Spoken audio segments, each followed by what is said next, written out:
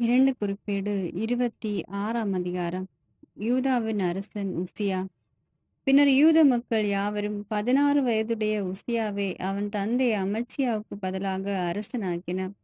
அரசன் தன் மூதாதையருடன் துயில் கொண்ட பின் ஏலோத்தை கட்டி எழுப்பி அதனை யூதாவுக்கு சொந்தமாக்கினவன் இவனே.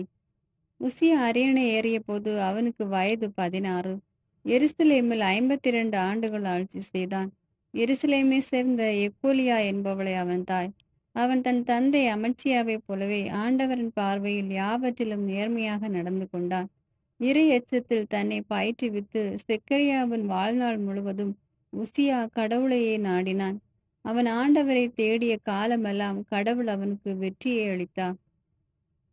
பின்பு பெலிஸ்தருடன் போரிட்டு காத்து, யாப்னே, அஸ்தோது ஆகியவற்றின் மதில்களை தகர்த்தெறிந்தான். அஸ்தோதை சுற்றிலும் பெலிஸ்திய நாட்டிலும் நகர்களை எழுப்பினான். பெலிஸ்தீரையும் கோர்பாகுவிலும் குடியிருந்த அரேபியரையும் மெயோனியரையும் வெல்ல கடவுள் அவனுக்கு துணை புரிந்தார். அம்மோனியர் உசியாவுக்கு கப்பம் கட்டினர். அவன் ஆற்றல் மிக்கவனாய் விளங்கியதால் அவனது புகழ் எகிப்தின் எல்லை மட்டும் பரவியது. உசியா எருசலேமில் மூலை வாயில் மேலும் பள்ளத்தாக்கு வாயில் மேலும் கோட்டைகளின் மூலைகள் மேலும் கொத்தளங்களை எழுப்பி அவற்றை வலுப்படுத்தினான். அவன் பாலை நிலத்திலும் கொத்தளங்களை கட்டி பல கிணறுகளையும் வெட்டினான். அவனுக்கு பள்ளத்தாக்கிலும் சமவெளியிலும் ஏராளமான ஆடு மாடுகள் இருந்தன. மலைப்பகுதியிலும் வயல்வெளிகளிலும் அவனுக்கு வேளாண்மை செய்வோரும் திராட்சை பயிரிடுவோரும் இருந்தனர். ஏனெனில் அவன் பயிரிடுவதில் ஆர்வம் கொண்டிருந்தான். உசியாவுக்கு போர் திறனுடைய படை ஒன்றிருந்தது.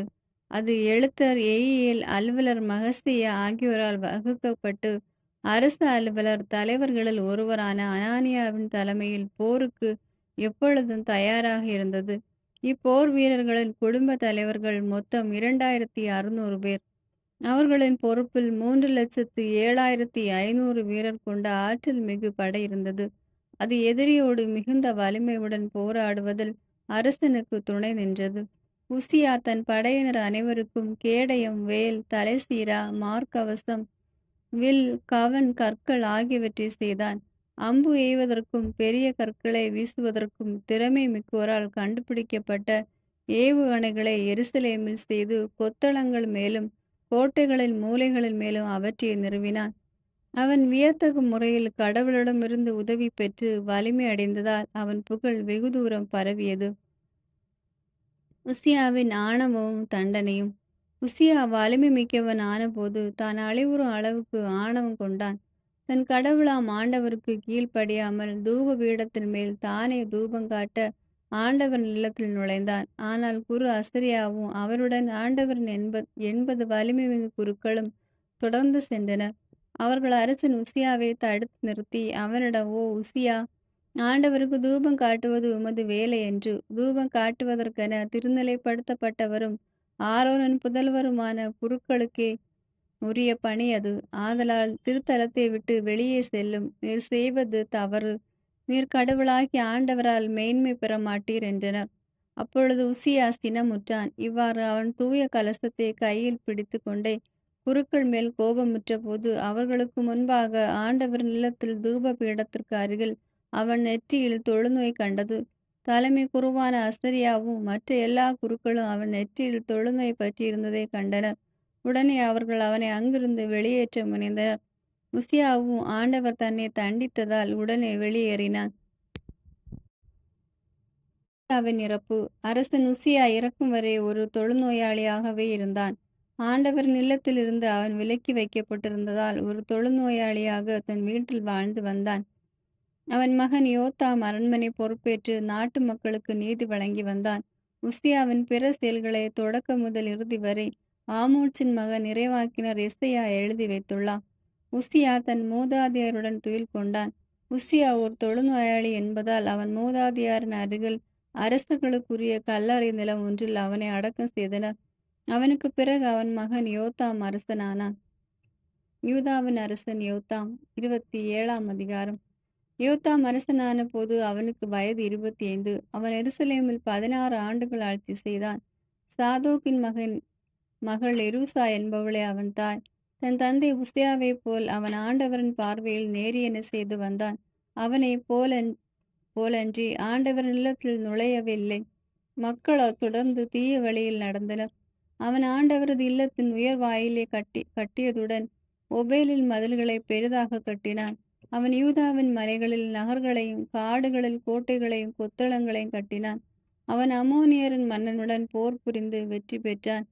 அந்த ஆண்டில் அம்மோனியர் அவனுக்கு 4000 கிலோகிராம் வெள்ளியும் 10,000 கலம் கோதுமையும் 10,000 கலம் வார்கோதுமையும் அளித்தனர். 2ஆம் 3ஆம் ஆண்டுகளிலும் அவ்வாறே அம்மோனியர் அவனுக்கு அளித்தனர்.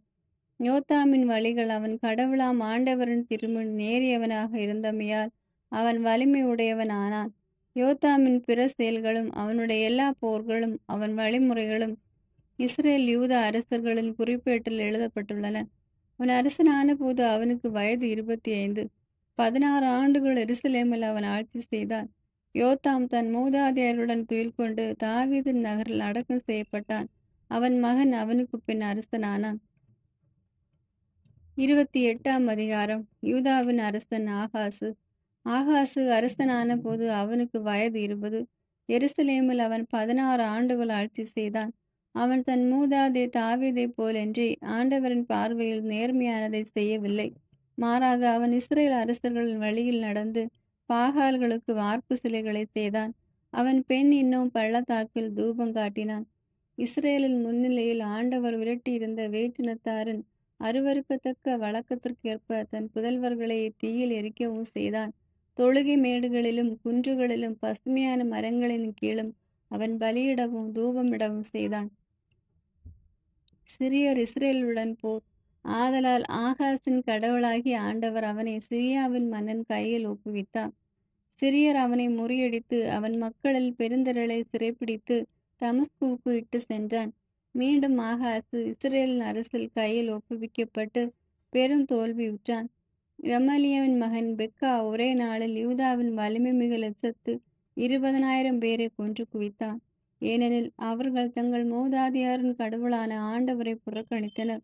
எப்ராஹிமில் வலிமை வாய்ந்த சிக்ரி அரசனின் மகன் மாசாவையும் அரண்மனை தலைமை அலுவலர் அரிக்காமையும் அரசனுக்கு அடுத்த நிலையில் இருக்கும் எல்கானாவையும் கொன்றளித்தான். இஸ்ரேல் மக்கள் தங்கள் சகோதரர் 2,00,000 பேரை பெண்கள் புதல்வர் புதல்வியருடன் சிறைப்பிடித்தனர். அவர்களின் திரளான பொருட்களையும் கொள்ளையிட்டு அவற்றை சமாரியாவுக்கு கொண்டு சென்றனர். அங்கே ஓதேது என்பவர் ஆண்டவரின் இறைவாக்கினராக இருந்தார். சமாரியாவுக்குள் வந்திருந்த போர் படைக்கு முன் அவர் சென்று அவர்களை நோக்கி, இதோ உங்கள் மூதாதையர்களின் கடவுளான ஆண்டவர் யூதாவின் மேல் சினங்கொண்டு அவர்களை உங்களது கையில் ஒப்படைத்தார். நீங்களோ அவர்களை வெஞ்சினத்தோடு கொன்றீர்கள். அது வான் மட்டும் எட்டியுள்ளது. ஆதலால் இப்பொழுது யூத எருசலேம் மக்களை உங்களுக்கு ஆண் பெண் அடிமைகளாக கீழ்ப்படுத்த வேண்டும் என்று திட்டமிடுகிறீர்கள். ஆனால் உங்கள் கடவுளாகிய ஆண்டவருக்கு முன் நீங்களும் குற்றவாளிகள் அல்லரோ? ஆதலால் இப்பொழுது எனக்கு செவி கொடுங்கள். ஆண்டவரின் கோபக்கனல் உங்கள் மேலும் இருப்பதால் உங்கள் சகோதரிடமிருந்து நீங்கள் சிறைப்பிடித்து வந்தோரை திரும்ப அனுப்பிவிடுங்கள் என்றார். எப்ராஹிம் தலைவர்களில் சிலரான யோகன்னானின் மகன் அசரியாவும் மெசிலாமோத்தின் மகன் பெரக்கியாவும் சல்லூமின் மகன் எகிஸ்கிசியாவும் இத்லாயின் மகன் அமாசாவும் படையிலிருந்து வந்தவர்களை எதிர்த்து நின்று அவர்களை நோக்கி, சிறை கைதிகளை இங்கே கொண்டு வர வேண்டாம், இல்லையெனில் ஆண்டவருக்கு எதிரான குற்றம் நம்மேல் இருக்கும். ஏற்கனவே நம்மேல் பெரும் குற்றங்களும் இஸ்ரேல் மேல் கோபகனலும் இருக்க நாம் பாவத்தையும் குற்றப்பழியை இன்னும் மிகுதியாக்குவது உங்கள் எண்ணமா என்றனர். அப்பொழுது படைக்கலன் தாங்கியோர் தலைவர்களுக்கும் சபையாருக்கும் முன்பாக சிறை கைதிகளை விடுதலை செய்து கொள்ளை பொருட்களை அவர்களிடமே ஒப்படைத்தனர். சிறை கைதிகளின் நலனுக்கென நியமிக்கப்பட்டவர்கள் அவர்களுடன் ஆடையின்றி இருந்தோர்க்கு கொள்ளை பொருட்களிலிருந்து உடைகளை கொடுத்தனர். அவர்களுக்கு உடைகளையும் மிதியடிகளை அணிவித்து உணவும் பணமும் கொடுத்து உடலில் பூச தைலமும் அளித்தனர். அவர்கள் பலவீனமானோர் எல்லோரையும் கழுதைகளின் மேல் ஏற்றினர். அனைவரையும் பேரிச்சை மர நகரான எரிக்கோவில் அவர்கள் சகோதரரிடம் கொண்டு போய் சேர்த்தனர். பின்னர் சமாரியா திரும்பினர். ஆகாசு அசீரியரின் துணை நாடன். பின்னர் அரசன் ஆகாசு அசீரிய அரசனுக்கு தூதனுப்பி தனக்கு உதவும்படி வேண்டினான். ஏனெனில் மீண்டும் ஏதோமியர் வந்து யூதாவை முறியடித்து பலரை சிறைப்பிடித்து சென்றனர்.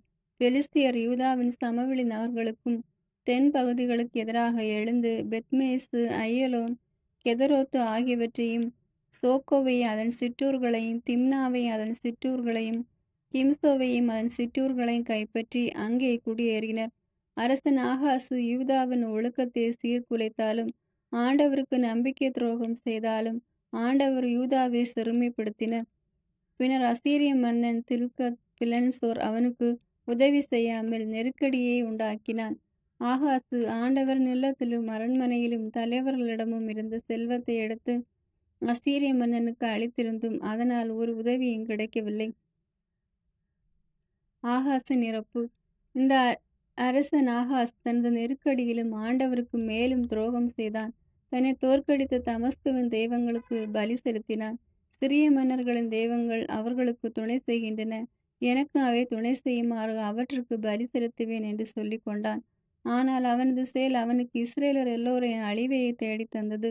ஆகாசு கடவுளின் இல்லத்திலிருந்து கலன்களை ஒன்று திரட்டி நொறுக்கினான். பின்னர் ஆண்டவரது இல்லத்தின் கதவுகளை மூடிய பின் எருசலேமின் எல்லா மூலைகளிலும் பலிபீடங்களை எழுப்பினான். பின்பு ஒவ்வொரு நகரிலும் யூதாவின் நகர்களில் கூட வேற்று தெய்வங்களுக்கு தூபமிட தொழுகை மேடுகளை எழுப்பினான். இது அவன் மூதாதையரின் கடவுளாம் ஆண்டவருக்கு சினமூட்டியது. அவன் பிற செயல்கள் வழிமுறைகள் தொடக்கம் முதல் இறுதி வரை யூத இஸ்ரேல் அரசர்களின் குறிப்பேட்டில் எழுதப்பட்டுள்ளன. ஆகாசு தன் மூதாதையருடன் துயில் கொள்ள இஸ்ரேலர் அரசர்களின் கல்லறைக்கு எடுத்து செல்லாமல் எருசலேம் நகரில் அவனை அடக்கம் செய்தனர். அவனுடைய மகன் எசேக்கியா அவனுக்கு பின் அரசரானார். 29ஆம் அதிகாரம். யூதாவின் அரசர் எசேக்கியா. எசேக்கியா அரசரான போது அவருக்கு வயது 25. அவர் எருசலேமில் 29 ஆண்டுகள் ஆட்சி செய்தார். செக்கரியா மகளான அபியா என்பவளே அவர் தாய். அவர் தம் மூதாதியான தாவீதை போல் ஆண்டவரின் பார்வையில் நேரியென செய்தார். திருக்கோவில் தூய்மைப்படுத்தப்படல். அவர் தம் ஆட்சியின் முதல் ஆண்டில் முதல் மாதத்தின் ஆண்டவரின் இல்ல கதவுகளை திறந்து அவற்றை பழுது பார்த்தார். குருக்களையும் லேவியரையும் வரவழைத்து கீழே மண்டபத்தில் ஒன்று கூட்டினார். அவர் அவர்களை நோக்கி, லேவியரை கேளுங்கள், இப்பொழுது நீங்கள் உங்களையே தூய்மைப்படுத்தி கொண்டு உங்கள் மூதாதையரின் கடவுளாம் ஆண்டவரின் இல்லத்தை தூய்மைப்படுத்துங்கள். திருத்தலத்தின் எல்லா தீட்டுகளையும் அகற்றுங்கள். ஏனெனில் நம் தந்தையார் துரோகம் செய்து நம் கடவுளாம் ஆண்டவரின் பார்வையில் தீயன செய்தனர். அவரை புறக்கணித்து ஆண்டவரின் திருவுரையோடத்திலிருந்து தங்கள் முகங்களை திருப்பி முதுகை காட்டினர். அவர்கள் திருத்தலத்தில் இஸ்ரேலின் கடவுளுக்கு தூபமிடாமலும் எரிபலி செலுத்த விளக்குகளை அணைத்துவிட்டு மண்டப கதவுகளை பூட்டி வைத்தனர்.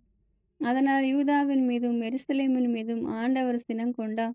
அவர் அவர்களை நடுக்கத்திற்கும் அச்சத்திற்கும் பழிப்பிற்கும் கையளித்தார். இதை நீங்கள் கண்ணார கண்டீர்கள். இதன் பொருட்டே இதோ நம் தந்தையார் வாளால் வெட்டுண்டனர்.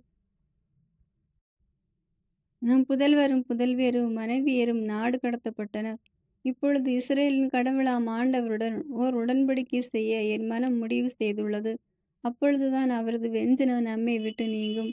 ஆதலால் என் புதல்வர்களை நீங்கள் வாளா விற்க வேண்டாம். ஏனெனில் நீங்கள் ஆண்டவர் திருமுன் நின்று திருப்பணி புரியவும் வழிபாடு நிறைவேற்றவும் தூபமிடவும் அவர் உங்களை தேர்ந்து கொண்டுள்ளார் என்றார். அதை கேட்ட கோகாத்து புதல்வரில் அமாசியின் மகன் மகாத்து, அசரியாவின் மகன் யோவேல், மெராரி புதல்வரில் அப்தியின் மகன் கீசு, எகல்லேலின் மகன் அசரியா, கெர்சோனியரில் சிம்மாவின் மகன் யோவாகு, யோவாகின் மகன் ஏதேயாப்பான் புதல்வரில் சிம்ரியும், எயுசேலும், ஆசாபு புதல்வரில் செக்கரியாவும், மத்தனியாவும், ஏமான் புதல்வரில் எகுவேலும் சிமேயும், எதுதூன் புதல்வரில் செமையாவும் உசியேலும் ஆகிய லேவியர் எழுந்து தங்கள் சகோதரர்களை ஒன்று திரட்டி தங்களை தூய்மைப்படுத்திய பின் அரச கட்டளைக்கும் ஆண்டவரின் வாக்குக்கும் ஏற்ப ஆண்டவரின் இல்லத்தை தூய்மைப்படுத்த நுழைந்தனர். ஆண்டவரின் இல்லத்தின் உட்புறத்தை தூய்மைப்படுத்த குருக்கள் உள்ளே சென்று திருக்கோவிலில் கண்ட தீட்டான எல்லாவற்றையும் அதன் மண்டபத்திற்கு கொண்டு வந்தனர். லேவியர் அவற்றை எடுத்து கிதரோன் பள்ளத்தாக்கில் கொட்டினர். முதல் மாதத்தின் முதல் நாளில் அவர்கள் தூய்மைப்படுத்த தொடங்கினர். மாதத்தின் 8ஆம் நாள் ஆண்டவரின் மண்டபத்திற்கு வந்து ஆண்டவர் இல்லத்தை 8 நாளில் தூய்மைப்படுத்தினர். ஆக முதல் மாதத்தின் 16ஆம் நாளில் இப்பணியை முடித்தனர். திருக்கோவிலின் மறு அர்ப்பணம். அரசர் எசேக்கியாவிடம் அவர்கள் வந்து, ஆண்டவரின் இல்லத்தை முழுமையாக நாங்கள் தூய்மைப்படுத்தி விட்டோம். எரிபலி பீடத்தையும் அதற்குரிய எல்லா துணைக்கலன்களையும் திருமுன்னிலை அப்ப மேசையும் அதற்குரிய எல்லா துணைக்கலன்களையும் ஆகாசு தனது ஆட்சி காலத்தில் துரோகம் செய்து புறக்கணித்திருந்த எல்லா கலன்களையும் தூய்மைப்படுத்தி ஆண்டவரின் பலிபீடத்திற்கு முன்பாக அவற்றை ஒழுங்குபடுத்தி வைத்திருக்கிறோம் என்றனர். அரசர் எசேக்கியா அதிகாலையில் எழுந்து நகர தலைவர்களை ஒன்று திரட்டி கொண்டு ஆண்டவரின் இல்லத்திற்கு சென்றார். அரசுக்காகவும் திருத்தலத்துக்காகவும் யூதாவுக்காகவும் பாவம் போக்கும் பலி ஒப்புக்கொடுக்க அவர்கள் 7 காளைகளையும் 7 ஆட்டுக்கிடாய்களையும் 7 ஆட்டுக்குட்டிகளையும் 7 வெள்ளாட்டு குட்டிகளையும் கொண்டு வந்தனர். ஆண்டவருக்கு அவற்றை பீடத்தில் பலியிட அரசர் ஆரோனின் புதல்வர்களான குருக்களுக்கு கட்டளையிட்டார். அவர்கள் காளைகளை வெட்ட குருக்கள் அவற்றின் பகுதியை பிடித்து பலிபீடத்தின் மேல் தெளித்தனர். ஆட்டுக்கிடாய்கள் வெட்டி அவற்றின் குருதியையும் பலிபீடத்தின் மேல் தெளித்தனர். ஆட்டுக்குட்டிகளையும் வெட்டி அவற்றின் குருதியையும் பலிபீடத்தின் மேல் தெளித்தனர்.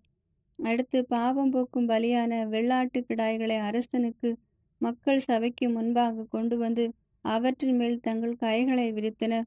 இஸ்ரேலர் அனைவருக்காகவும் எரிபலியும் பாவம் போக்கும் பலியும் செலுத்த வேண்டும் என்று அரசர் கூறியிருந்ததால் குருக்கள் அவற்றை வெட்டி அவற்றின் குருதியை பலிபீடத்தில் தெளித்து இஸ்ரேலர் அனைவருக்காகவும் பாவம் போக்கும் பலியை நிறைவேற்றினார். தாவீதின் கட்டளைப்படியும் அரசரின் காட்சியாளர் காத்து இறைவாக்கினர் நாத்தான் ஆகியோரின் கட்டளைப்படியும் கைத்தாளம் தம்புரு சுரமண்டலம் ஆகியவற்றை இசைக்கும் லேவியரை ஆண்டவரின் இல்லத்தில் எசேக்கியா நியமித்திருந்தார். ஏனெனில் ஆண்டவரை இக்கட்டளையை தமது இறைவாக்கினர்கள் வாயிலாக அளித்திருந்தார். அதனால் தாவீதின் இசைக்கருவிகளுடன் லேவியரும் எக்காலத்துடன் குருக்களும் அங்கே நின்றிருந்தனர்.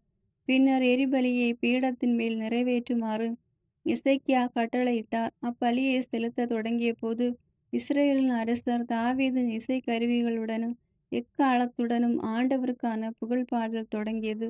எரிபலி நிறைவேறும் மட்டும் பாடகர்கள் பாட எக்காலம் முழங்க எல்லா மக்களும் வணங்கி நின்றனர். அப்பலி நிறைவுற்ற போது அரசரும் அவரோடு இருந்த அனைவரும் தலைவணங்கி வழிபட்டனர். தாவீதின் வார்த்தைகளிலும் திருக்காட்சியாளர் ஆசாபின் மொழிகளிலும் ஆண்டவரை புகழுமாறு அரசர் எசேக்கியாவும் தலைவர்களும் லேவியர்களுக்கு கட்டளையிட்டனர். அவர்களும் மகிழ்ச்சியுடன் ஆண்டவரை புகழ்ந்து தலைவணங்கி வழிபட்டனர். அப்பொழுது எசேக்கியா அவர்களை நோக்கி, இதோ நீங்கள் ஆண்டவருக்கென உங்களை அர்ப்பணித்துள்ளீர்கள். ஆதலால் அணுகி வாருங்கள், ஆண்டவர் இல்லத்திற்கு பலிகளையும் நன்றி பலிகளையும் கொண்டு வாருங்கள் என்று கூறினார். அப்பொழுது மக்கள் சபையார் பலிகளையும் நன்றி பலிகளையும் கொண்டு வந்தனர். விரும்பியோர் பலர் எரிபலிகளையும் கொண்டு வந்தனர். மக்கள் சபையார் கொண்டு வந்த எரிபலிகளின் மொத்த எண்ணிக்கை 70 காளைகள், 100 ஆட்டுக்கிடாய்கள், 200 ஆட்டுக்குட்டிகள். இவையாவும் ஆண்டவருக்கான எரிபலி. இவற்றுடன் அவர்கள் 600 மாடுகளையும் 3000 மாடுகளையும் அர்ப்பணித்தனர். குருக்கள் சிலரே இருந்ததால் எரிபலிகளுக்கான எல்லாவற்றையும் தோலுரிக்க அவர்களால் இயலவில்லை. எனவே அவ்வேலையை முடித்து தங்களை தூய்மைப்படுத்தும் வரை அவர்களுக்கு அவர்கள் சகோதரர்களான லேவியர் உதவி செய்தனர். ஏனெனில் குருக்களை விட லேவியர் தம்மை தூய்மையாக்கிக் கொள்வதில் அதிக நேர்மையுடன் நடந்து கொண்டனர். ஏராளமான எரிபலிகளுடன் நல்லுறவு பலிகளின் கொழுப்பும் எரிபலிக்கான நேர்ம படையல்களும் இருந்தன. இவ்வாறு ஆண்டவரின் இல்ல வழிபாடு மறுமலர்ச்சி அடைந்து தன் மக்களுக்காக கடவுள் ஆற்றியது குறித்து எசேக்கியாவும் எல்லா மக்களும் மகிழ்ந்தனர். ஏனெனில் இவையாவும் மிக விரைவாய் நடந்தேறின. 30ஆம் அதிகாரம். பாஸ்கா திருவிழா. இஸ்ரேலின் கடவுளாம் ஆண்டவருக்கு பாஸ்கா விழா கொண்டாட ஆண்டவரின் இல்லத்திற்கு வருமாறு இஸ்ரேல் யூத மக்கள் அனைவருக்கும் ஆள் மூலமும் எப்ராஹிம் மனாசே குலத்தாருக்கு மடல் மூலமும் எசேக்கியா அழைப்பு விடுத்தார். பாஸ்காவை 2ஆம் மாதத்தில் கொண்டாடுவதாக அரசரும் எல்லா தலைவர்களும் எருசலேமின் மக்கள் சபையார் எல்லோரும் முடிவு செய்தனர். குறிப்பிட்ட காலத்தில் கொண்டாட இயலாததற்கு காரணம், போதுமான குருக்கள் தங்களை தூய்மைப்படுத்தி கொள்ளவில்லை. மக்களும் எருசலேமில் வந்து கூடவில்லை. அரசருக்கு மக்கள் சபையார் எல்லோருக்கும் இத்திட்டம் சரியெனப்பட்டது. எருசலேமில் இஸ்ரேலின் கடவுளாம் ஆண்டவருக்கு பாஸ்கா விழா கொண்டாட பெயர்சேபா முதல் தான் வரை இருந்த இஸ்ரேலர் எல்லோருக்கும் அழைப்பு விடுக்கும் ஒரு அறிவிப்பை அனுப்ப முடிவு செய்தனர். ஏனெனில் எழுதியுள்ளபடி மக்கள் பெருந்தொகையினராய் அதனை கொண்டாடவில்லை. அரசரிடமிருந்தும் தலைவர்களிடமிருந்தும் மடல்களை பெற்றுக்கொண்ட அஞ்சலர் அரச கட்டளைப்படி இஸ்ரேல் யூத நாடெங்கும் சென்று இஸ்ரேல் மக்களை ஆபிரகாம் ஈசாக்கு இஸ்ரேலின் கடவுளாம் ஆண்டவரிடம் திரும்பி வாருங்கள். அப்பொழுது அசீரிய மன்னனின் கைக்கு தப்பிய எஞ்சியோராகிய உங்களிடம் அவர் மீண்டும் வருவார். தங்கள் மூதாதையரின் கடவுளாம் ஆண்டவருக்கு எதிராக தீமையானதை செய்த உங்கள் தந்தையர் சகோதரர்கள் போன்று நீங்கள் இருக்க வேண்டாம். நீங்களே காண்பது போல் அவர் அவர்களை கடுமையாக தண்டித்தார். உங்கள் மூதாதையரைப் போல் நீங்களும் முரட்டு பிடிவாதம் கொண்டவராயிருக்க வேண்டாம். மாறாக ஆண்டவருக்கு பணியுங்கள். அவர் என்றென்று புனிதமாக்கியுள்ள திருத்தலத்திற்கு வந்து உங்கள் கடவுளாம் ஆண்டவருக்கு ஊழியம் புரியுங்கள். அப்பொழுது அவரது கோபக்கனல் உங்களை விட்டு நீங்கும். நீங்கள் ஆண்டவரிடம் திரும்பி வந்தால் உங்கள் சகோதரர்கள் புதல்வர்களும் தங்களை சிறைப்படுத்தியோரிடமிருந்து இரக்கம் பெற்று இந்த நாட்டுக்கு திருப்பி அனுப்பப்படுவர். ஏனெனில் உங்கள் கடவுளாம் ஆண்டவர் அருளும் இரக்கமும் கொண்டவர்.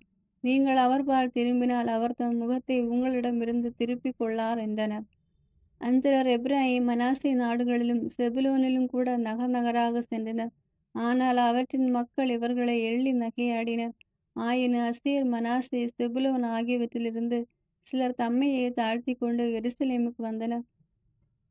ஆண்டவரின் வாக்குக்கு ஏற்பவும் அரசர் தலைவர்களின் கட்டளைப்படியும் யூதாவினர் அடப்பதற்கு ஆண்டவரின் ஆற்றல் அவர்களை ஒருமனப்படுத்தியது. 2ஆம் மாதத்தில் புளியாத அப்ப திருவிழாவை கொண்டாட எருசலேமில் மக்கள் சபையார் மாபெரும் அளவில் கூடினர். அவர்கள் எருசலேமில் இருந்த பலிபீடங்கள், தூப பீடங்கள் எல்லாவற்றையும் தகர்த்து கெதரோன் பள்ளத்தாக்கில் எறிந்தனர். பாஸ்கா பலி 2ஆம் மாதத்தின் 14ஆம் நாள் அவர்கள் பாஸ்கா ஆட்டுக்குட்டியை வெட்டினர். குருக்கள் லேவியர் வெட்கமடைந்தவராய் தங்களையே தூய்மையாக்கி கொண்டனர். பின்னர் ஆண்டவரின் நிலத்திற்கு எரிபலியை கொண்டு வந்தனர். கடவுளின் மனிதராம் மோசேயின் திருச்சட்டப்படி அவர்கள் தங்களுக்குரிய இடத்தில் நின்றனர். லேவியர் கையினின்று பெற்ற இரத்தத்தை குருக்கள் தெளித்தனர். சபையில் இருந்த பலர் தங்களை தூய்மைப்படுத்திக் கொள்ளவில்லை. எனவே லேவியர் பாஸ்கா பலியை அதனை புனிதப்படுத்த இயலாத தீட்டுடையோர் சார்பாக ஆண்டவருக்கு ஒப்பு கொடுத்தனர். இருப்பினும் மக்கள் பலர், எப்பிராயீம், மனாசே, இசாக்கார், செபுலோன் குலத்தார் பலர் தங்களை தூய்மையாக்கி கொள்ளாமல் எழுதியுள்ளதற்கு மாறாக பாஸ்காவை உண்டனர். எனவே எசேக்கியா வேண்டியது, நல்லவரான ஆண்டவரை மன்னித்தருளும். தன் மூதாதையரின் கடவுளாம் ஆண்டவரை தேட மனங்கொண்ட ஒவ்வொருவனையும் அவன் திருத்தலத்திற்கு ஏற்ற முறையில் தன்னையை தூய்மையாக்கி கொள்ளவில்லை எனினும் மன்னித்தருளும். ஆண்டவர் எசேக்கியாவின் வேண்டுதலை கேட்டு மக்களுக்கு நலமளித்தார். எருசலேமில் கூடியிருந்த இஸ்ரேல் மக்கள் புளியாத அப்ப திருவிழாவை மிகுந்த மகிழ்ச்சியோடு 7 நாட்கள் கொண்டாடினர். ஆண்டவரை லேவியர் நாள்தோறும் புகழ்ந்தனர். குருக்கள் பேரொலி இசை கருவிகளை மீட்டி போற்றினர். ஆண்டவரின் பணியில் மிகுந்த ஈடுபாடு கொண்ட லேவியர் அனைவரின் உள்ளத்தையும் தொடுமாறு எசேக்கியா பேசினார். விழா உணவை அவர்கள் 7 நாட்கள் உண்டு நல்லறு பலிகளை செலுத்தி அவர்களின் மூதாதையரின் கடவுளாம் ஆண்டவரை புகழ்ந்து போற்றினர். நீண்ட 7 நாட்கள் கொண்டாட மக்கள் சபையார் எல்லோரும் முடிவு செய்தனர். அவ்வாறே அவர்கள் அக்களிப்புடன் மீண்டும் 7 நாட்கள் கொண்டாடினர். யூதாவின் அரசர் எசேக்கியா மக்கள் சபைக்காக 1000 காளைகளையும் 70,000 ஆடுகளையும் அளித்திருந்தார். அவ்வாறே தலைவர்களும் மக்கள் சபைக்காக 1000 காளைகளையும் 10,000 ஆடுகளையும் அளித்திருந்தனர். குருக்கள் பலர் தங்களையே தூய்மையாக்கி கொண்டனர். யூதாவின் அனைத்து சபையார், குருக்கள், லேவியர், இஸ்ரேலின் அனைத்து மக்கள் சபையார், இஸ்ரேலிலிருந்து வந்தவரும் யூதாவில் வாழ்ந்தவருமான அந்நியர் அனைவரும் மக்களிப்புற்றனர். எருசலேமில் மிகுந்த மகிழ்ச்சி உண்டாயிற்று. ஏனெனில் இஸ்ரேல் அரசர் தாவீதின் மகன் சாலமோனின் காலம் முதல் எருசலேமில் இப்படி நடந்ததே இல்லை. குருக்களும் லேவியரும் எழுந்து மக்களுக்கு ஆசி வழங்கினர். அவர்களது மன்றாட்டு கேட்கப்பட்டது. கடவுளின் திருவிரைவிடமான வானத்தை அவர்களது வேண்டுதல் எட்டியது. ஆமென். God bless you.